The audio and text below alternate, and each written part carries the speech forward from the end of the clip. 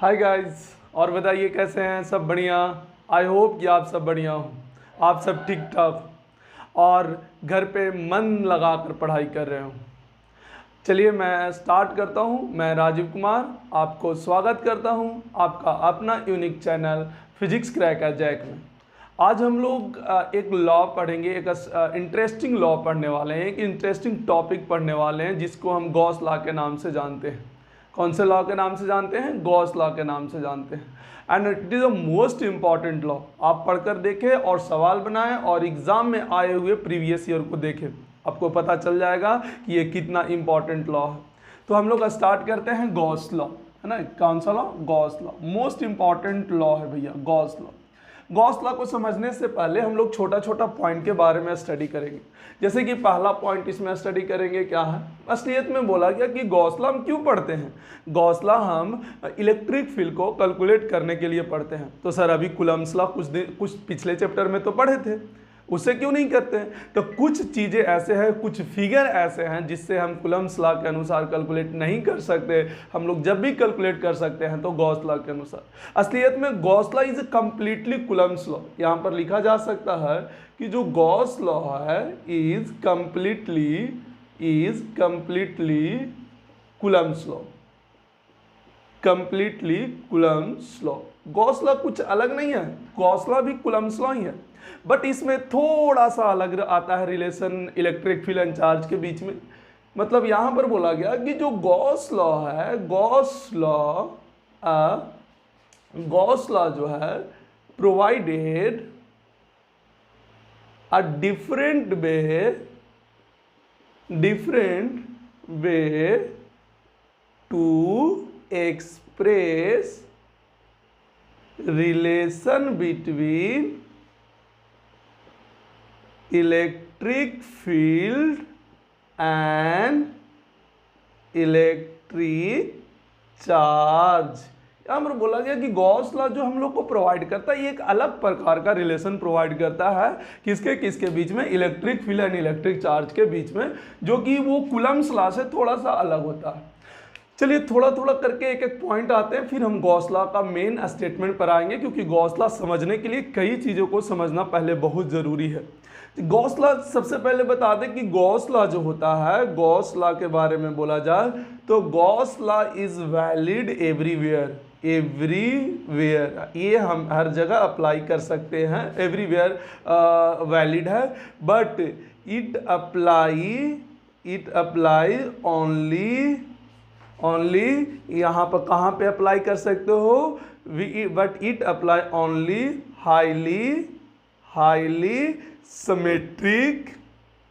Highly symmetric properties के लिए। मतलब कहने का मतलब कि गॉस लॉ आप वैलिड हर जगह है, गॉस लॉ जो है वैलिड हर जगह है, पर जब आप क्वेश्चन सॉल्व करने जाएंगे, इलेक्ट्रिक फील्ड फाइंड आउट करने जाएंगे, तो ऐसा नहीं कि हर जगह हम अप्लाई कर दिए, हर जगह हम इसको अप्लाई कर दिए, मतलब निकालना स्टार्ट कर दिए। ये कुछ स्पेसिफिक फिगर के लिए किया जाता है। हाँ सर, तो अप्लाई इसके लिए है सर, तो वैलिड हर जगह क्यों है? हर जगह वहाँ से निकालना गॉस लॉ के लिए टफ होता है। फिर हम अगर कुछ ऐसे फिगर जो कि हम बता देंगे कि सिर्फ किसमें गॉस लॉ इस्तेमाल किया जा सकता है और इजीली सॉल्व होगा, बाकी से कूलम्ब्स लॉ से सॉल्व होता है। एक चीज़ और, गॉस लॉ को सॉल्व जब भी करोगे बाय यूजिंग, मतलब गॉस लॉ यूज करके अगर इलेक्ट्रिक फील्ड आप फाइंड आउट कर रहे हैं, तो हमेशा और हमेशा आपको एक क्लोज सरफेस लेना होगा। उस सरफेस का नाम दिया गया है गॉसियन सरफेस। तो यहाँ पर बोला गया है कि अ क्लोज सरफेस, थोड़ा सा इसमें देख लेते हैं क्या बोला गया है कि a close surface on which Gauss law is apply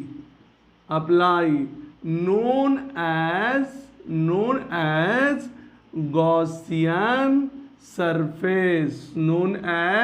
Gaussian surface. बोला गया कि क्लोज सरफेस जिस पर हम क्या अप्लाई करते हैं? Gauss law. उस सरफेस को क्या नाम दिया गया है? गॉसियन सरफेस नाम दिया गया है ना। और बहुत ही जबरदस्त ये कॉन्सेप्ट है भैया, गॉसियन सरफेस। अच्छा, ये गॉसियन सरफेस में अगर बोला जाए तो सबसे पहले गॉसियन सरफेस जो होता है ये गॉसियन सरफेस जो होता है, ये बता दें, इज इमेजिनरी सरफेस होता है। कैसा सरफेस होता है? इमेजिनरी सरफेस होता है, ये इमेजिनरी सरफेस होता है। सर गॉसियन सरफेस किस प्रकार लेंगे सर? कौन कौन सा सरफेस को गॉसियन सरफेस लेंगे? तो ये डिपेंड करता है कि हमारा चार्ज का डिस्ट्रीब्यूशन किस प्रकार है, किस तरीका से है, उसी के अनुसार गॉसियन सरफेस लेते हैं। गॉसियन सरफेस होने के लिए 2 पॉइंट को वैलिड होना चाहिए, है ना। यहाँ पर choose the Gaussian surface, choose the Gaussian surface. अगर आपको गॉसियन सरफेस को सिलेक्ट करना हो, देन यहाँ पर ध्यान से choose the Gaussian surface, then 2 point is valid. 2 point क्या होना चाहिए? वैलिड होना चाहिए गॉसियन सरफेस से। मतलब आप कुछ भी गॉसियन सरफेस नहीं ले सकते हैं। गॉसियन सरफेस को सेलेक्ट करने के लिए कि ये गॉसियन सरफेस होगा, तो वहाँ पे ये 2 पॉइंट आपका वैलिड होना चाहिए, तब जाके हम वहाँ पे गॉसियन सरफेस करते हैं। कौन सा 2 पॉइंट? दोनों पॉइंट पे हम चर्चा कर लेते हैं। दोनों पॉइंट पे पहला पॉइंट क्या है भैया? पहला पॉइंट पे ये है गॉसियन सरफेस, इसी के अंदर लिख रहे हैं ए पॉइंट में। यहाँ पर लिखा जा रहा है कि the magnitude of electric field, the magnitude of electric field, the magnitude of electric field at every point on the surface, at every point on the surface is 0 और यूनिफॉर्म होना चाहिए। मतलब सरफेस, जो भी आप सरफेस लेंगे, उस surface के हर पॉइंट पर इलेक्ट्रिक फील्ड का वैल्यू या तो 0 होना चाहिए, या तो क्या होना चाहिए? यूनिफॉर्म होना चाहिए। इसी में सेकेंड जो होगा, दोनों पॉइंट एक साथ वैलिड होना चाहिए। ऐसा नहीं कि कोई एक भी वैलिड हो जाए तो कर ले, नहीं। यहां पर बोला गया कि direction of electric field, direction of, यहां पर लिख लो इलेक्ट्रिक फील्ड, है ना, electric field at every point on the surface is perpendicular और पैरेलल टू द सरफेस। और डायरेक्शन इलेक्ट्रिक फील्ड का कैसा होना चाहिए? जो भी सरफेस होगा, सरफेस के या तो परपेंडिकुलर होना चाहिए, या तो कैसा होना चाहिए? पैरेलल होना चाहिए भाई। तब जाके अगर ये दोनों पॉइंट वैलिड हो जाएगा, तब जाके हम लोग उस सरफेस को गॉसियन सरफेस में मानेंगे। हम लोग जितना इस चैप्टर में पढ़ते हैं उतना का हम लिखा देते हैं एक डाटा, और जब हम एप्लीकेशन इसका सीखेंगे तब आपको ये समझ में भी आ जाएगा कि इसका गॉसियन सरफेस यही क्यों लिया जाता है। जैसे कि हम यहाँ पर देखें, यहाँ पर एक कहानी लिखा देते हैं। जैसे मान लो कि हमारे पास एक जगह चार्ज का डिस्ट्रीब्यूशन है ना। यहाँ पर क्या लिख दो? चार्ज डिस्ट्रीब्यूशन लिख दो। यहाँ पर ऐसे लिख दो, चार्ज डिस्ट्रीब्यूशन लिख दो, ठीक है। उसके बाद यहाँ पर लिख दो गॉसियन सरफेस लिख दो, कि कैसा गॉसियन सरफेस होगा, क्योंकि ये डिपेंड करता है चार्ज डिस्ट्रीब्यूशन पे। एंड थर्ड पार्ट जो है इलेक्ट्रिक फील्ड का डायरेक्शन होगा। इलेक्ट्रिक, यहाँ पर जो होगा इलेक्ट्रिक फील्ड का क्या लिखेंगे? डायरेक्शन लिखेंगे, ठीक है। पहला यहाँ पर बोला गया कि आप अगर आप पॉइंट चार्ज लेते हैं, कैसा चार्ज लेते हैं? पॉइंट चार्ज लेते हैं, तो आपका गॉसियन सरफेस कैसा होना चाहिए? बोलिए। तो गॉसियन सरफेस होगा स्फेरिकल। ये हम एप्लीकेशन कराएंगे ना गॉस लॉ का, तो वहाँ पर बताएंगे। हम अभी रटने के लिए बता रहे हैं ताकि यहाँ से ही याद रहे कि अगर आपके पास पॉइंट चार्ज हो तो गॉसियन सरफेस कैसा लिया जाता है? स्फेरिकल। ये कैसे पता किया गया? तो ये 2 पॉइंट को यूज करके पता किया गया है, क्योंकि ये दोनों पॉइंट वहाँ पर वैलिड है कि अगर आपका पॉइंट चार्ज है और वहाँ पर देखा गया कि जब हम स्फेरिकल लेते हैं तो वहाँ पर इलेक्ट्रिक फील्ड यूनिफॉर्म होता है और डायरेक्शन जो होता है वो परपेंडिकुलर होता है, तो हम यहां से बोल सकते हैं स्फेरिकल। और इलेक्ट्रिक फील्ड का डायरेक्शन कैसा होता है? यहां पर देखिए रेडियल डायरेक्शन होता है। सेकेंड यहां पर बोला गया है कि अगर मेरे पास कैसा चार्ज हो? स्फेरिकल चार्ज हो। यहां पर कैसा चार्ज हो? स्फेरिकल चार्ज हो, तो भी हम गॉसियन सरफेस कैसा लेंगे? स्फेरिकल। और इलेक्ट्रिक फील्ड का जो डायरेक्शन होगा वो रेडियली आउटवर्ड ही होगा, मतलब रेडियल ही होगा। ऑब्वियस है, अगर इलेक्ट्रिक फील्ड का डायरेक्शन रेडियल होगा तो सरफेस के परपेंडिकुलर ही होने वाला है। जो इसका तीसरा पॉइंट होगा, यहाँ पर बोला गया कि अगर आपका लाइन चार्ज हो, कैसा चार्ज हो? लाइन, तो यहाँ पर कैसा होगा? सिलेंड्रिकल होगा। आपका कैसा होगा? सिलेंड्रिकल गॉसियन सरफेस होगा और डायरेक्शन अभी भी क्या होगा? रेडियल होगा। अगर चौथा, ये लास्ट है, बस ये 4 ही यूज होता है अपने सिलेबस में यहाँ। अगर आपका प्लेनर चार्ज हो, कैसा चार्ज हो, प्लेनर चार्ज का डिस्ट्रीब्यूशन हो, प्लेनर चार्ज हो, जैसे कि इनफाइनाइट सीट है ना, आपका प्लेनर चार्ज टाइप का हो गया। तो अगर प्लेनर हो तो यहाँ पर जो गॉसियन सरफेस होता है प्लेन, यहाँ पर parallel to the charge distribution, parallel to the charge distribution. अच्छा, इस पॉइंट को थोड़ा सा और अच्छे से समझने के लिए हम लोग जब एप्लीकेशन पढ़ेंगे वहाँ पे और अच्छे से समझ सकते हैं, ठीक है। चलिए यहाँ पर कैसा होगा, perpendicular to the perpendicular to the surface, perpendicular to the surface. Electric field का डायरेक्शन होता है सरफेस के परपेंडिकुलर। जैसे कि आप जानते हैं, इनफाइनाइट आप सीट लेकर देख लीजिए, जो इलेक्ट्रिक फील्ड होता है क्या सरफेस के परपेंडिकुलर होता है कि नहीं होता। तो इस तरीका से गॉसियन सरफेस को हम लोग सेलेक्ट करते हैं। और हम बता दें कि ये 4 ही होता है अपने सिलेबस में, जो 12th में चाहे IIT एडवांस ले लें, चाहे JEE मेन ले लें, चाहे नीट ले लें, आपको गॉसियन सरफेस इसका रट लो या फिर इसको समझ लो। समझेंगे कब, जब हम इसका एप्लीकेशन सीखेंगे और अच्छे से सब समझ में भी आ जाता है। तो ये था गॉस लॉ का स्टेटमेंट, जब पढ़ेंगे तो ये सब यूज होना है, मतलब अच्छे से समझ में तभी आएगा जब ये सब अच्छे से आता है। चलिए हम लोग स्टेटमेंट पढ़ते हैं, गॉस लॉ क्या बोल गए, गॉस लॉ का क्या स्टेटमेंट है। यहाँ पर हमने देखा कि गॉस लॉ को पढ़ने के लिए हमको क्या चाहिए, क्लोज सरफेस चाहिए।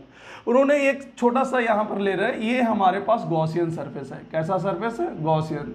और गॉसियन सरफेस हमेशा कैसा सरफेस होता है, क्लोज सरफेस होता है। इन्होंने बोला कि गॉसियन सरफेस के अंदर कुछ चार्ज रखा हुआ है, ये एक लॉ है, इसका कोई डेरिवेशन नहीं है। तो बस ध्यान से देखें कि जो गॉस लॉ जो है वो साइंटिस्ट के नाम से दिया गया है। तो जो गॉस हैं, जो साइंटिस्ट हैं, वो क्या क्या इस पे पॉइंट लिखा दिए हैं, उसी पॉइंट को हम समझेंगे अकॉर्डिंग टू फिगर, है ना, अकॉर्डिंग टू क्वेश्चन बनाने के लिए। तो 3 चार्ज मान लेते हैं इस सरफेस के अंदर है, और 2 चार्ज जो है सरफेस के किधर हो गया, बाहर हो गया। तो स्टेटमेंट इसको देखकर क्या बोले कि गॉस लॉ क्या बोला गया, तो यहां पर बोला गया कि Gauss law state that the net flux passing through या फिर emerging through net, total flux भी बोल सकते हो, नेट फ्लक्स भी बोल सकते हो, है ना। टोटल नेट फ्लक्स क्या होगा, नेट फ्लक्स इमर्जिंग थ्रू, यहां पर क्या लिख सकते हो, बोलो ध्यान से देखना, the net flux emerging through close surface, emerging through close surface, यहां पर है ना, emerging through close surface, Gauss law states that the net flux emerging through closed surface is directly proportional to the electric charge enclosed within the Gaussian surface. बस छोटा सा एक sentence दे दिया कि जैसे यहाँ पर क्या बोला गया कि जो नेट फ्लक्स है वो डायरेक्टली प्रोपोर्शनल है कौन सा चार्ज का, जो क्लोज गॉसियन सरफेस के अंदर चार्ज है। मतलब यहाँ पर ऐसे लिख सकते हो Q1, Q2 और Q3, या फिर इसी को ऐसे लिख दो, net flux directly proportional to the Q in। अब ये प्रोपोर्शनलिटी कांस्टेंट क्या होगा, तो यहाँ पर ऐसा बोला गया कि नेट फ्लक्स जो होगा, प्रोपोर्शनलिटी कांस्टेंट ऐसा देखा गया कि यहाँ पर 1/ε0 आ गया, जो कि ये क्या है, permittivity of free space, permittivity of क्या हो जाएगा, ये फ्री स्पेस हो जाएगा, permittivity of a free space हो जाएगा। ये प्रोपोर्शनलिटी कांस्टेंट कितना हो गया, 1/ε0 हो गया। तो ये जो लॉ है किसका हो गया, यहाँ पर देखा गया तो ये कौन सा है, ये गॉस लॉ है। गॉस लॉ सिंपल सा शब्दों में बोला गया कि भाई जो भी नेट फ्लक्स होगा पासिंग थ्रू द या emerging through the close surface, emerging through the, यहाँ पर क्लोज सरफेस लिख लो, यहाँ पर emerging through the close surface is directly proportional to the electric charge. Enclose within the Gaussian surface. कौन सा charge का? अंदर वाले चार्ज के डायरेक्टली प्रोपोर्शनल होते हैं। तो यहां पर हम इस तरीका से लिख सकते हैं। इसको थोड़ा सा और भी अच्छे से हम मॉडिफाई करते हैं। देखिएगा, इसको थोड़ा सा और भी अच्छे से मॉडिफाई कर रहे हैं गॉस लॉ को, और इस चीज को समझने का प्रयास कीजिएगा। इसका बोला गया कि Gauss law can be written as, कैसा? ये फ्लक्स का, नेट फ्लक्स निकालने का क्या एक और फॉर्मूला होता है, integration E dot d S, जहां ई क्या है? ई आर है, और ये कितना है? क्यू इन बटा एप्सिलॉन नॉट। इस स्टेटमेंट को लिख लो, बहुत ही प्यारा स्टेटमेंट है, बहुत ही ज़्यादा इंटरेस्टिंग, क्योंकि पूरा गॉस लॉ में यही यूज होने वाला है। क्यू इन बटा क्या होता है? एप्सिलॉन नॉट होता है। तो E R into D S, यहाँ पर सब बताएंगे कि ये आया कैसे, ये ई आर क्या है। असलियत में ई आर जो है, यहाँ पे क्या कर सकते हो, ये ई आर का मतलब क्या है? रिजल्टेंट, है ना। यहाँ पर क्या है? ई आर जो है कैसा है?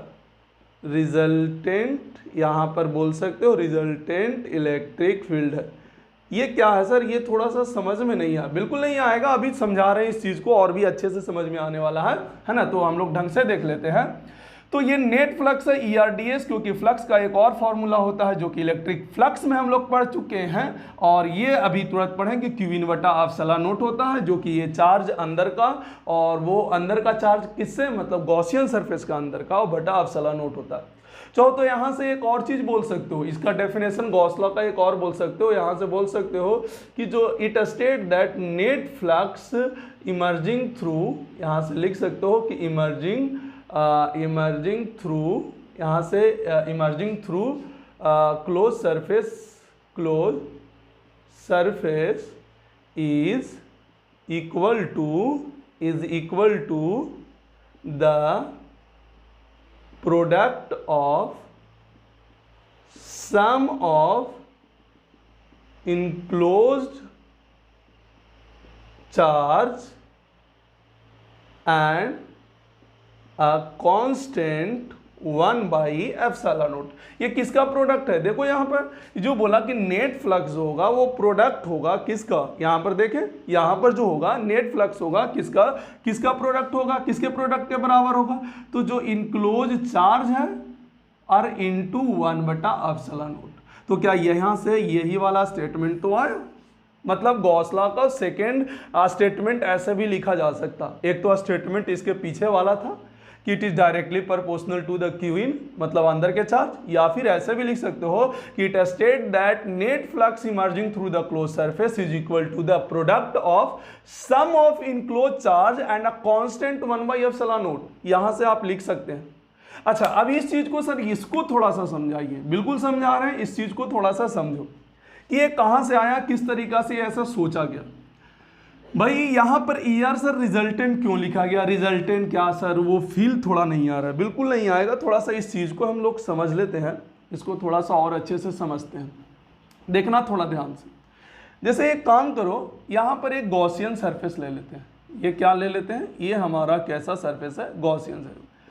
और हमेशा याद रखना, गॉसियन सरफेस कैसा सरफेस होता है? क्लोज सरफेस होता है। इस बात को हमेशा ध्यान रखना। तो गॉसियन सरफेस कैसा सरफेस होता है? क्लोज सरफेस होता है। तो भाई ध्यान से देखना कि फिर से वही 2 चार्ज अंदर ले लिया, 3 चार्ज अंदर लिया गया और 2 चार्ज बाहर लिया गया, Q4 एंड Q5। अब हम यहाँ पर अपना मन से मान ले हम गॉस लॉ अप्लाई नहीं करें, ऐसे ही सीधा सीधा अगर हम Q1 के कारण फ्लक्स लिख रहे हैं, तो क्या एक तरीका ऐसे होता है, E1 डॉट ds होता है। यहाँ पर फ्लक्स लिखने का, E1 का मतलब electric field due to Q1 charge के कारण, या फिर ये अंदर है, क्लोज है, तो इसके कारण सिर्फ Q1 चार्ज के कारण फ्लक्स कितना आएगा? Q1 बटा एप्सिलॉन नॉट। क्या इक्वेशन नंबर 1? क्योंकि Q1 के कारण फ्लक्स लिखने का तरीका एक ये भी है और एक ये भी है, और ये दोनों आपस में क्या होगा? बराबर होगा। तो इक्वेशन नंबर कितना हो गया? 1। सेम सिमिलरली उसी तरीका से क्या लिख सकते हो? E2, यहाँ पर क्या लिख सकते हो? Dot ds। तो यहाँ पर कितना आ जाएगा? Q2 बटा एप्सिलॉन नॉट। उसी तरीका से यहाँ पर क्या आ जाएगा? E3 डॉट ds हो जाएगा, और यहाँ पर आ जाएगा Q3 बटा एप्सिलॉन नॉट। भाई आ तो रहा है ना ये? हाँ, सेकेंड आना चाहिए भाई। हाँ, सेकेंड एंड थर्ड। उसी तरीका से आपको क्या कर लोगे? E4 डॉट ds बराबर क्यू इन कितना हुआ, तो 0 हो जाएगा क्योंकि ये चार्ज अंदर नहीं है, तो फ्लक्स का वैल्यू क्या हो जाएगा 0।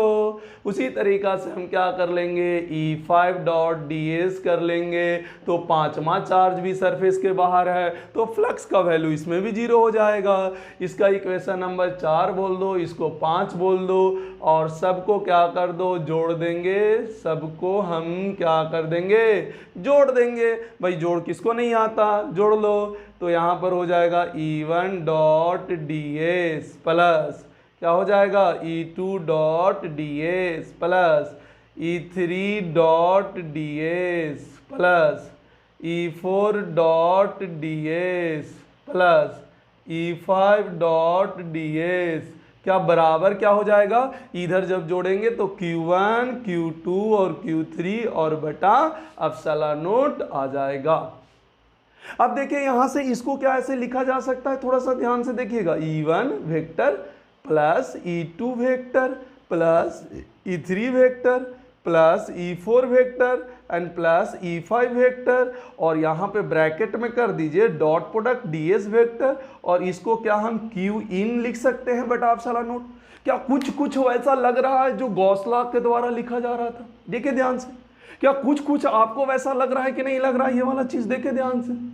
अच्छा यहां पर ER था सर, तो देखो तो ये ER ही तो लिखा हुआ है, देखे ध्यान से, क्या ये ई रिजल्टेंट बोल सकते हो डॉट ds यहां पर बराबर क्यू इन बटा एप्सिलॉन नोट। देखिए इसको फिल करें हम, यही चीज अभी थोड़ा देर पहले डायरेक्ट लिखाए थे कि गॉस लॉ का जो स्टेटमेंट है, मतलब गॉस लॉ का जो लिखने का तरीका है वो रियल में ये है और यही फॉर्मूला से पूरे गॉस लॉ में हम सॉल्व करते हैं, सारा सवाल सॉल्व करते हैं। इस चीज को फिल करो, इस प्यारा सा रिजल्ट को फिल करो, ER डॉट ds बराबर क्यू इन बटा एप्सिलॉन नोट। क्या यहां पर इलेक्ट्रिक फील्ड कौन से चार्ज के कारण आया, ये जो रिजल्टेंट इलेक्ट्रिक फील्ड है क्या सिर्फ अंदर वाले चार्ज के कारण है कि सारे चार्ज के कारण है, अंदर और बाहर दोनों का, अंदर और बाहर दोनों के कारण है। यहाँ अधिकतर बच्चे इसमें फंसते हैं, गॉस लॉ मतलब सिर्फ सरफेस के अंदर वाले चार्ज के कारण होता है, गलत बात। भाई इलेक्ट्रिक फील्ड देखो ध्यान से, सारा हम करके दिखाए हैं। यहां पर इलेक्ट्रिक फील्ड जो होता है वो किसके कारण होता है समझे, इलेक्ट्रिक फील्ड जो होता है चाहे चार्ज अंदर हो चाहे चार्ज बाहर हो, सारे के कारण होता है। अब हम लोग इसी पे ढेर सारा पॉइंट लिखेंगे जो कि इससे रिलेट करके आएगा, एग्जाम में आता। तो हम लोग अब इस पे काम कर लेते हैं कि क्या क्या ये कह रहा है। यह स्टेटमेंट सिर्फ समझाना था, हम समझा चुके कि कैसे कैसे इसमें होता है, ठीक है। चलिए अब इस पे हम छोटा छोटा पॉइंट करके लिखाना स्टार्ट करते हैं, आप लोग लिखना स्टार्ट कीजिए, ठीक है। तो हमारे पास जो प्यारा सा रिजल्ट आया, ये आया E डॉट ds बराबर क्यू इन बटा एप्सिलॉन आ जाओ। चलो इसका सुंदरता हम लोग निखारते हैं, है ना, इसके सुंदरता को हम लोग दिखाते हैं कि क्या क्या इसके अंदर क्या क्या सुंदर है। चलो पहला पॉइंट जो है, सबसे पहले इसका मतलब क्या है, ये वाला, ये इंटीग्रेशन, ये क्लोज बनाना, ये क्या है, सिंपल सा ये बोला कि आप कुछ नहीं, मतलब आप कुछ ना करें, ये इसका मतलब सिंपल सा क्या है, इंटीग्रेशन ओवर क्लोज लूप है भैया। क्लोज लूप मतलब जो भी आपके पास क्लोज सरफेस होगा, सॉरी ये लूप ना लिखें, ये सरफेस लिखे भाई, लूप में थोड़ा सा चेंजिंग आ जाएगा। क्लोज सरफेस, जो हम गॉसियन सरफेस ले रहे थे, क्लोज सरफेस ले रहे थे, तो इंटीग्रेशन ओवर क्लोज जो ये गोला बनाए हैं ना, वो गोले का मतलब है कि पूरे सरफेस पर आप इंटीग्रेशन करें, ठीक है। चलिए सेकेंड हमारे पास ER है, तो ER का मतलब क्या हुआ, यहां पर बोला गया कि ER मीन्स यहां पर क्या है, नेट इलेक्ट्रिक फील्ड, या फिर ऐसा बोल दो रिजल्टेंट इलेक्ट्रिक फील्ड। रिजल्टेंट ये क्या होगा, रिजल्टेंट इलेक्ट्रिक फील्ड, यहां पर क्या है, resultant electric field at any point on the surface, या ऐसे कर लो on the Gaussian surface, on the Gaussian surface, है ना, due to all charge present, all charge present inside और outside, inside or outside the closed surface। Simple सा, चाहे वो इनसाइड हो चाहे आउटसाइड हो, और नहीं, सॉरी ये और नहीं, एज वेल एज, ये और नहीं भैया, और में मतलब या तो अंदर या तो बाहर हो जाएगा, और नहीं होगा, सॉरी भाई। फिर से रिप्रेजेंट कराते हैं। ER का मतलब क्या होता है? ये ER होता है। ER या फिर डायरेक्ट E भी लिख सकते हो, E से रिप्रेजेंट कर सकते हो, चाहो तो डायरेक्ट E से रिप्रेजेंट कर दो, ER हम ना लिखेंगे। E रिप्रेजेंट क्या होता है? E means resultant electric field at any point on the Gaussian surface. किसी भी पॉइंट पर निकाल सकते हो, किसी भी पॉइंट पर आप कह सकते हो due to all charges. All charges कहने का मतलब present inside as well as outside the close surface. जो भी क्लोज सरफेस होगा उसके या तो चार्ज अंदर हो या तो चार्ज किधर हो, बाहर हो, तो वहां पर का ये इलेक्ट्रिक फील्ड है। क्लियर हो गया? चलिए तीसरा पॉइंट इसमें हम लोग करते हैं क्यू इन का मतलब। बस इसी को देखते हुए, जैसे चाहो तो एक गॉसियन सरफेस भी बना सकते हो और इसके तहत भी हम लोग सारा पॉइंट लिख सकते हैं। गॉसियन सरफेस है और ये Q1 Q2 Q3 है ना, और ये Q4 है, और आप इधर Q5 भी ले सकते हैं। क्यू इन का मतलब क्या होता है कि charge contain within close surface. यहां पर सिंपल सा बोला है, क्यू इन का मतलब चार्ज जो कंटेन होगा वो विद इन क्लोज सरफेस। ये क्यू इन का मतलब जो भी क्लोज सरफेस होगा उसके अंदर का चार्ज को हम लोग कंसीडर कर चलेंगे। चलो भैया क्यू इन का तो हो गया। आउटसाइड चार्जेस का क्या फर्क पड़ता है? आउटसाइड चार्जेस का क्या मतलब है, इस चीज को हम लोग थोड़ा सा समझते हैं। यहां पर बोला गया आउटसाइड चार्जेस का क्या फर्क पड़ता है, किस तरीका से होता है, उस चीज पे भी हम लोग चर्चा करते हैं। जैसे मान ले मेरे पास आउटसाइड है, तो यहां पर बोला गया कि the charge distribution of outside charges, the charge distribution of outside charges producing zero flux. ये तो हम इलेक्ट्रिक फ्लक्स में भी जानते हैं कि कोई भी क्लोज सरफेस हो और चार्ज बाहर हो तो उस सरफेस से क्या होता है? फ्लक्स जीरो होता है। बिकॉज, क्यों? इसका रीजन पता है, बता चुके हैं। बिकॉज यहां पर लिख सकते हो number of line leaving is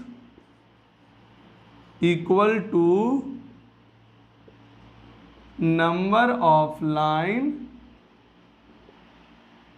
entering. मतलब जितना लाइन बाहर निकलता है उतना ही लाइन इंटर करता है। तो भैया ये चीज हम पहले बता चुके हैं कि जो फ्लक्स होता है वो directly proportional to the number of lines crossing through the area होता है। तो जितना लाइन अगर ये क्रॉस किया, इंटरिंग किया, उतना ही लाइन अगर लिविंग हुआ तो भाई फ्लक्स का वैल्यू क्या होगा? जीरो होगा, क्योंकि जब लिविंग होगा तो पॉजिटिव फ्लक्स होता है और जब इंटरिंग होता है तो नेगेटिव फ्लक्स होता है ना। तो यहाँ पर जब लिविंग होता है तो क्या होता है, यहाँ पर चाहो तो इस पॉइंट को कंसीडर कर दो, इसी के अंदर कंसीडर कर देते हैं कि इफ लाइंस लिविंग, अगर लाइन क्या हो? लिव करे, बाहर निकले, तो जो देन यहाँ पर कह सकते हो कि जो फ्लक्स होगा वो क्या होगा? पॉजिटिव होगा लिविंग के कारण। और अगर लाइन यहाँ पर क्या हुआ? इफ लाइन जो होगा इंटरिंग होगा, अगर इंटरिंग होगा तो क्या हो जाएगा? देन यहाँ पर इंटरिंग होगा, देन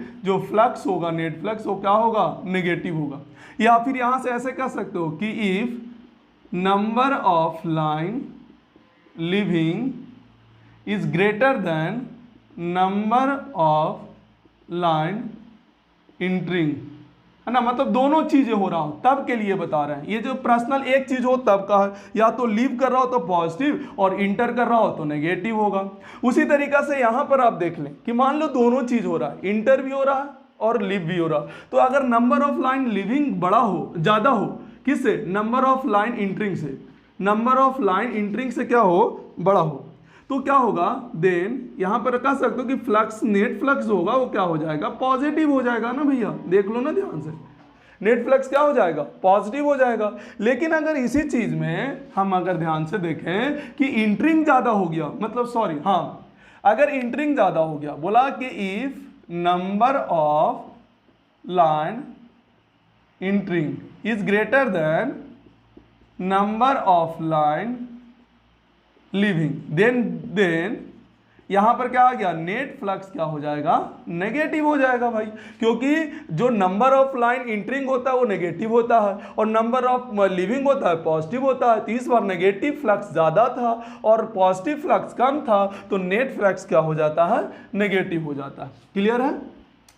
चलिए हम लोग और थोड़ा सा 1-2 पॉइंट और इस पे लिखते हैं जो कि इसी से रिलेट करके है। ठीक है, यहां पर बोला गया क्या, जैसे अभी हम जो गॉसियन सरफेस लिए थे, ये देखिए ये Q1 है, अंदर एक ही चार्ज रखिए और एक बाहर Q2 और Q1 ले लो। तो यहां पर बोला गया कि अगर चार्ज का कॉन्फ़िगरेशन हम चेंज करते हैं by displacing the charge, by displacement of charge या by displacing the charge inside the Gaussian surface, then यहाँ क्या, अगर चार्ज का डिस्ट्रीब्यूशन यहाँ से यहाँ हो जाए तो इलेक्ट्रिक फील्ड हर पॉइंट पर चेंज हो सकता है, पर फ्लक्स तो चेंज नहीं होगा क्योंकि नंबर ऑफ लाइन तो उतना ही निकलेगा। तो यहाँ पर बोला गया कि ई, या अगला पॉइंट जो है यहाँ पर बोला गया कि if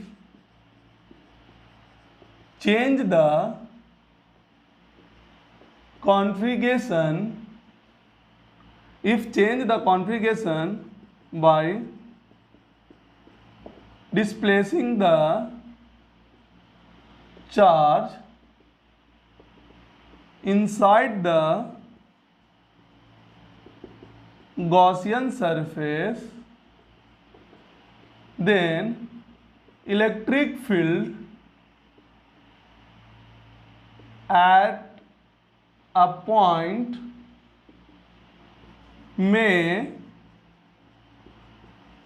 changes, but electric field change हो सकता है बट इलेक्ट्रिक फ्लक्स अनचेंज। भाई इलेक्ट्रिक फ्लक्स चेंज नहीं हो सकता, ये तो हम पहले से भी जानते हैं कि भाई Q1 चार्ज यहां ना रखकर यहां भी रख लो तो लाइंस तो उतना ही निकलेगा और वो लाइन के डायरेक्टली प्रोपोर्शनल होता है, तो हमारा फ्लक्स में कोई चेंजिंग नहीं आएगा, सिंपल सा बात है। चलो और साइड चार्ज को हम अगर चेंज करें तो यहां पर बोला गया कि if change the configuration, if change the configuration of outside charges, outside, change the configuration of charges outside the closed surface, outside the closed surface, then electric field at a point में change but flux unchange. Flux तो ऐसे भी unchange होगा भाई, बाहर वाला के charge के कारण तो फ्लक्स ऐसे भी नहीं आता, बाहर वाला का पोजीशन चेंज कर लो, इधर उधर कहीं भी चेंज कर लो, इलेक्ट्रिक फील्ड किसी भी पॉइंट पर चेंज भले ही हो जाएगा पर फ्लक्स में अनचेंज रहेगा, फ्लक्स में क्या रहेगा, अनचेंज रहेगा। तो ये देखा होगा बस उस गॉसियन सरफेस से रिलेट करके, जैसे अंदर चार्ज है तो चार्ज का इधर उधर करके क्या कहानी निकला, बाहर से क्या कहानी निकला, इलेक्ट्रिक फील्ड यहाँ पर किसके कारण होता है, क्यू इन का मतलब क्या होता है। देखो लॉ में बस यही सब हम लोग सीखे धीरे धीरे करके, तो इसी से रिलेट करके हम लोग सारा सवाल करेंगे। तो चले हम लोग स्टार्ट करते हैं, ये थ्योरी था, इसको अच्छे से समझें, अच्छे से पढ़ें, और अब हम स्टार्ट करते हैं कुछ प्रॉब्लम, कुछ कॉमन सेंस वाला प्रॉब्लम, फिर हम लोग न्यूमेरिकल टाइप का प्रॉब्लम पढ़ेंगे। आज का क्लास जो है हम लोग को गॉस लॉ का बारे में, इंट्रोडक्शन ऑफ गॉस लॉ, अगले क्लास में जो लेक्चर होगा वो एप्लीकेशन ऑफ गॉस लॉ होगा। तो चलिए हम लोग एक क्वेश्चन स्टार्ट करते हैं। क्वेश्चन क्या है, कॉमन सेंस वाला सवाल है। चलो भैया बता देना, अगर नेट फ्लक्स जीरो हो देन यहां पर क्या होगा, then Q in equal to zero. भाई ट्रू या फॉल्स में बताना है, किसमें बताना है, ट्रू या फॉल्स में, कि भाई अगर नेट फ्लक्स वहां पर जीरो हो तो क्या इनक्लोज चार्ज जीरो होगा। पॉज करें और सोचें, हाँ भाई जीरो होगा, ये क्या होगा, ट्रू होगा। कैसे, हम लोग जानते हैं कि नेट फ्लक्स क्या होता है, क्यू इन बटा कितना होता है, एप्सिलॉन नॉट।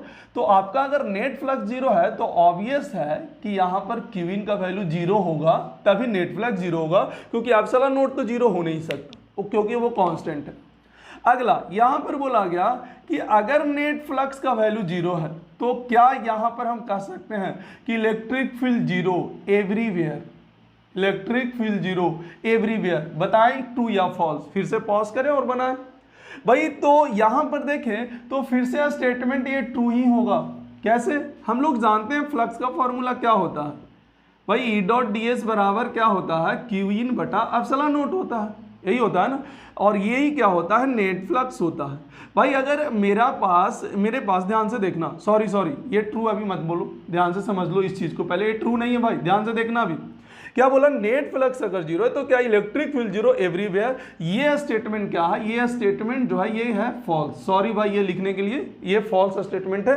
कैसे, देखो ध्यान से, यहां पर बोला नेट फ्लक्स जीरो है, सर नेट फ्लक्स जीरो है सर, तो सर ये तो जीरो होगा क्योंकि अभी ये जीरो था, देखिए क्यू नेट जीरो था तो क्यू इन जीरो था, तो क्यू नेट जीरो होगा तो क्यू इन जीरो होगा तो ये भी जीरो होगा। चलो दिखाते एग्जाम्पल से, नहीं जीरो हो सकता, ऐसा पॉसिबिलिटी है। जैसे मान लो कि एक कोई चार्ज बाहर रख दो तो इसके कारण लाइंस कुछ इस प्रकार से जाएगा, और ये क्लोज सरफेस है, ये कैसा सरफेस है, देखना ध्यान से, ये कैसा सरफेस है, क्लोज सरफेस है। अब तुम ही बताओ इसमें क्या होगा, देखना ध्यान से, ये क्यू चार्ज है, कौन सा चार्ज है, ये क्यू चार्ज है। अब बताओ यहाँ पर क्या इलेक्ट्रिक फील्ड का वैल्यू जीरो है, नहीं। यहाँ पर इलेक्ट्रिक फील्ड का वैल्यू जीरो है, नहीं। क्या ये इलेक्ट्रिक फील्ड हर जगह जीरो है क्या, नहीं। पर क्या फ्लक्स यहाँ पर कह सकते हो जीरो है, हाँ, क्योंकि अंदर में चार्ज ही नहीं है क्लोज सरफेस के। अगर क्लोज सरफेस के अंदर में कोई चार्ज नहीं हो तो नेट फ्लक्स का वैल्यू क्या होगा, जीरो होगा, क्योंकि बाहर वाला चार्ज के कारण तो देखो इलेक्ट्रिक फील्ड तो है, तो यहाँ पर ये स्टेटमेंट क्या हो जाता है, फॉल्स हो जाता है, ये स्टेटमेंट फॉल्स हो जाता है भाई। हाँ हो भी सकता है पर ये कोई जरूरी नहीं है ये होगा, जब चार्ज बाहर हो तो कोई चांस नहीं होगा कि हमारा होगा, ठीक है। चलो यहां पर और भी देखते हैं, जैसे मान लेते हैं कि यहां पर बोला इलेक्ट्रिक फील्ड जीरो, यहां पर बोला गया कि इलेक्ट्रिक फील्ड जो है जीरो होगा एवरीवेयर, तो बताना है, देन यहां पर बताओ Q in equal to zero. अब बताओ ट्रू या फॉल्स। अगर बोला electric field zero everywhere then Q in equal to zero, तो आप सोच लें कि क्या होता है यहाँ पर statement according to Gauss law, u dot d s q in बटा एप्सिलॉन।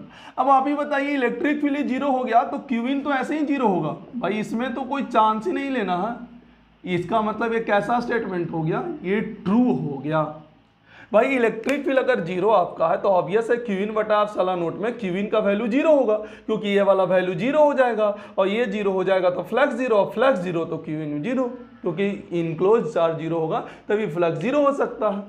तो ये स्टेटमेंट ट्रू है। इसी तरीका से अगर बोला if E equal to zero everywhere then यहां पर क्या कर सकते हो, क्या net flux equal to zero, बताओ ट्रू या फॉल्स। ऑब्वियस है ट्रू होगा ना, क्योंकि भाई फ्लक्स जो होता है वो क्या होता है, ई डॉट डी एस होता है, और भाई इलेक्ट्रिक फील्ड जीरो ही है एवरीवेयर, तो ऑब्वियस है नेट फ्लक्स भी जीरो होगा, तो ये स्टेटमेंट क्या हो गया, ट्रू हो गया। तो आप देखें और पैटर्न सीखें कि क्या हो रहा है भाई। ये तो सिंपल सा वो गॉस लॉ वाला स्टेटमेंट देखो, और जितना भी सवाल है उसी से अब सोचना है, कुछ एग्जाम्पल लेकर सोचना है, कुछ एग्जाम्पल को तरीके से सोचना है, सब अपने आप आते जाएगा आंसर। ऐसा नहीं इसे सवाल खत्म हो गया, पर एक सोचने का तरीका हम मेथड जनरेट कर दिए, एक तरीका जनरेट कर दिए जिससे आपका क्वेश्चन आसानी से सॉल्व हो। चलिए कुछ हम लोग न्यूमेरिकल बेस पे करते हैं, तो कॉमन सेंस वाला सवाल था जो कि ये भी सवाल एग्जाम में आता है। जैसे मान लिया जाए आपके पास ऐसे बोला गया कि if two concentric spherical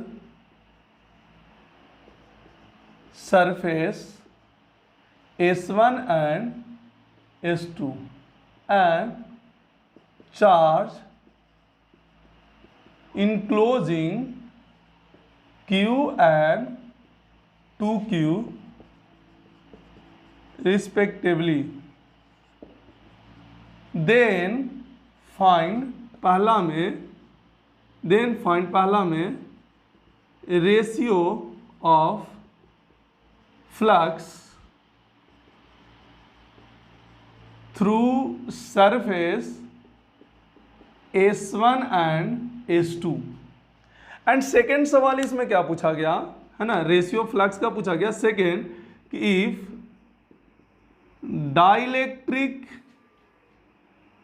dielectric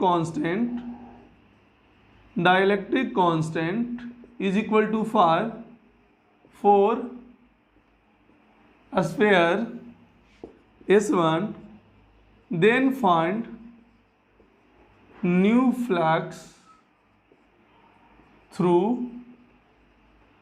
surface S1। बोला गया कि इसके पहले जितना भी था वो किस में था, एयर और वैक्यूम में था। दो स्फेरिकल सरफेस हैं, एक S1 है और एक क्या है, S2 है। इसके अंदर 2Q और एक क्या है, Q है, जो चार्ज इनक्लोज है। तो यहां पर क्या बोला गया, पहला तो बहुत आसान है, एयर और वैक्यूम में, क्योंकि जब तक मीडियम के बारे में बात नहीं किया जाता हम मीडियम के बारे में सोचते ही नहीं है। यहां पर मीडियम बोल दिया कि S1 का मीडियम चेंज कर दिया गया है जिसका डाइलेक्ट्रिक कांस्टेंट 5 है, तो बताएं कि उसका न्यू फ्लक्स क्या हो जाएगा। तो सबसे पहले अगर इसमें देखें, पहला का सवाल का आंसर बहुत ही ईजी है। पहला सवाल का आंसर अगर सॉल्यूशन देखो फर्स्ट का, तो भाई सबको पता है according to Gauss law flux through the S1 surface निकालें। तो flux through the S1 surface कितना हो जाएगा, Q बटा एप्सिलॉन नोट, क्योंकि क्या होता है फॉर्मूला, Q इन बटा एप्सिलॉन नोट। तो ये सरफेस S1 है तो इसके अंदर चार्ज Q है बटा एप्सिलॉन नोट हो गया। चलो यहाँ पर flux through the S2 surface कितना हो जाएगा, 3Q हो जाएगा। कई लोग सोचे भैया 2Q सर 2Q क्यों गलत कर दिए सर, नहीं नहीं, देखो भाई ये S2 सरफेस है, इसके अंदर देखो तो अंदर 3Q चार्ज है। अब इसका रेशियो निकाल दो, जब रेशियो निकालोगे तो फ्लक्स थ्रू द S1 बटा फ्लक्स थ्रू द S2 देखें आप ध्यान से 1/3 आपका आंसर आ जाएगा। चलिए सेकंड सवाल और भी आसान है। सेकंड सवाल का सॉल्यूशन देखें, जल्दी से पॉज करके और सॉल्व करने का प्रयास करें, बहुत इजी सवाल है।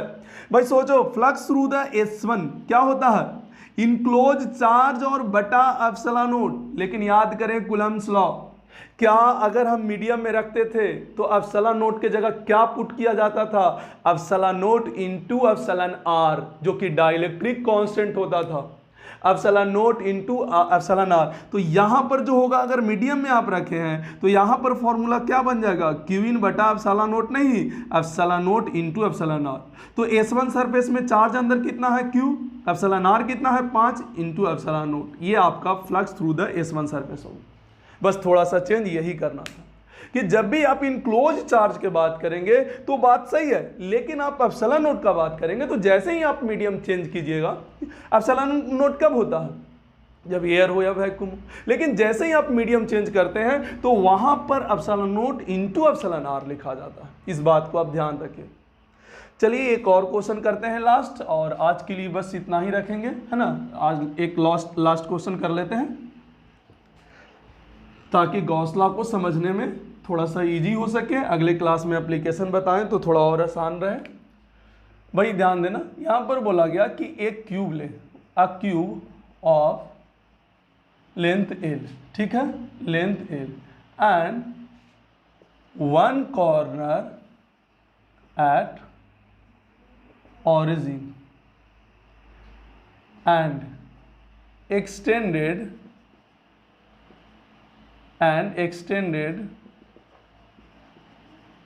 x along x axis, y axis and z axis, है ना। तीनों एक्सिस के अलाउंग क्या करें, एक्सटेंड करें। and electric field is given in the region is equal to a plus by j cap, ठीक है। then find enclosed charge इन अ cube. तो बताएं कि उस क्यूब के अंदर कितना चार्ज होगा। चलिए पहले फिगर बना लेते हैं। आप पहले एक्सिस बना लें, ये एक्स है, ये क्या है, ये वाई एक्सिस है, और ये क्या है, ये जेड एक्सिस है। इस टाइप का क्वेश्चन बता चुके हैं भाई पहले, फ्लक्स में देखना ऐसे है, इसको ऐसे पैरेलल कर दो, यहाँ पे इसे पैरेलल बना दो और यहाँ से देखिए ये क्यू बन गया। देखिए एक कॉर्नर इसका ऑरिजिन होगा 0,0,0 आप देख सकते हैं, और इसका साइड कितना है L है। और इलेक्ट्रिक फील्ड किस डायरेक्शन में दे रखा है, इलेक्ट्रिक फील्ड जो है y डायरेक्शन में दे रखा है। E इज इक्वल टू कितना दे रखा है A प्लस बी वाई, और ये क्या है जे कैप है। भाई इसके अंदर का चार्ज निकालना है, आप सोच के देखें, तुरंत माइंड में गौसला जाना चाहिए। क्यों गौसला जाना चाहिए, क्योंकि गौसला पढ़ रहे हैं।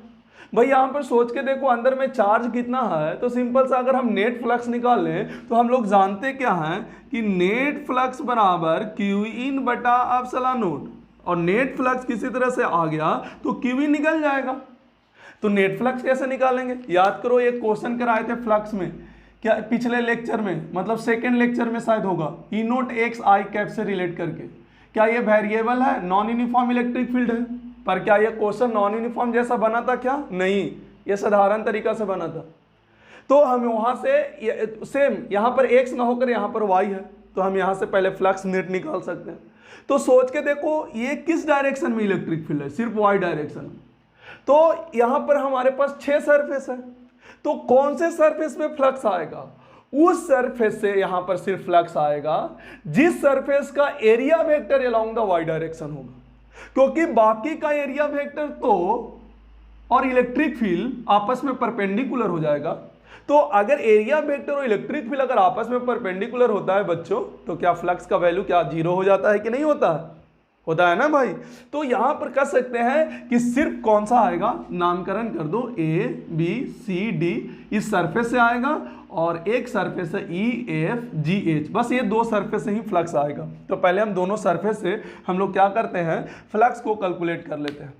तो अगर आप फ्लक्स कैलकुलेट करेंगे A B C D से, आप फ्लक्स कैलकुलेट करके देखें तो A B C D से क्या होगा, सिंपल सा E डॉट A लिखते हैं। तो आप देख सकते हैं कि यहाँ पर का जो इलेक्ट्रिक फील्ड का जो वैल्यू होगा, यहाँ पर इलेक्ट्रिक फील्ड का जो मैग्नीट्यूड होगा वो क्या होगा, A प्लस बी, वाई के जगह क्या A लिख सकते हैं क्या, ध्यान से देखें बच्चों, क्या L लिख सकते हैं, यहाँ पर y, यहाँ से देखें क्या ऊपर कितना दूरी गया, L दूरी गया y में, तो y के जगह पर कितना हो गया, L हो गया। तो यहाँ का इलेक्ट्रिक फील्ड क्या लिख सकते हैं, A plus B L J cap. तो यहाँ पर इलेक्ट्रिक फील्ड हो गया। अच्छा एरिया वेक्टर क्या होगा, ऊपर में देखें एरिया वेक्टर, ये वाला एरिया वेक्टर है, क्या यहाँ पर एल स्क्वायर आई सॉरी जे कैप लिखा जा सकता है, देख ले। तो भैया डॉट प्रोडक्ट लिखोगे तो जे तो कैंसिल हो जाएगा, तो सिंपल सा क्या आ जाएगा, यहाँ पर आ जाएगा, देखें ध्यान से, A प्लस बी एल और इंटू एल स्क्वायर आ जाएगा, क्योंकि जे क्या होता है 1 होता है। तो यहाँ से आप क्या लिख सकते हैं, एल स्क्वायर, और यहाँ पर आप लिख सकते हैं A plus B L Q. आपका ABCD से फ्लक्स आ गया। उसी तरीका से आप फ्लक्स देखें, फ्लक्स किससे आएगा, EFGH से आप निकाल सकते हैं फ्लक्स थ्रू द, क्या निकाल सकते हैं, EFGH क्या हो जाएगा, फिर से लिख ले, क्या E डॉट A लिख ले भाई, E डॉट A लिख ले, इसको थोड़ा सा ऊपर कर लो। हाँ भाई, तो E डॉट A लिख ले। तो इलेक्ट्रिक फील्ड क्या है यहाँ पर, देखिए यहाँ पर का इलेक्ट्रिक फील्ड निकालोगे तो Y का वैल्यू 0 पुट करना होगा, तो simply A dot J cap करना होगा, क्योंकि यहाँ पर तो ऑरिजिन वाला ही है, तो Y का वैल्यू 0 हो गया, तो सिर्फ A J कैप हो जाएगा। अच्छा एरिया वेक्टर क्या नीचे की ओर होगा, क्योंकि क्लोज है तो नॉर्मली आउटवर्ड होगा, तो क्या माइनस एल स्क्वायर जे कैप होगा, वाई डायरेक्शन ऊपर पॉजिटिव है नीचे नेगेटिव होगा। तो जब यहां पर देखेंगे ई डॉट ए तो माइनस में आ जाएगा एल स्क्वायर। तो आप एक काम कर ले, इसमें नेट फ्लक्स निकालें, क्योंकि flux is a scalar quantity, तो सिंपली हम ऐड कर सकते हैं। तो आप देख सकते हैं यहाँ पर का नेट फ्लक्स क्या हो जाएगा, देखें नेट फ्लक्स होगा flux through the ABCD and flux through the EF क्या होता है, GH होता है। तो यहाँ से होगा एल स्क्वायर और क्या होगा BLQ और माइनस में एल स्क्वायर। तो आपके पास जो नेट फ्लक्स आ गया कितना आ गया BLQ, और इसको Q इन बटा एप्सिलॉन नॉट से इक्वेट कर दो according to the Gauss law. तो Q इन का जो वैल्यू आ जाएगा, Q इन का वैल्यू वो BLQ एप्सिलॉन नॉट आ जाएगा। देखें तो यहाँ पर आ गया, ठीक है। तो आज के लिए इतना ही है ना, ठीक है। चलिए बाकी के नेक्स्ट क्लास में करेंगे एप्लीकेशन ऑफ गॉस लॉ। और बस एक रिक्वेस्ट है आपको कि अगर ये वीडियो आपको अच्छा लगा होगा तो आप प्लीज़ आप सब्सक्राइब करें, लाइक करें एंड शेयर करें। Thank you.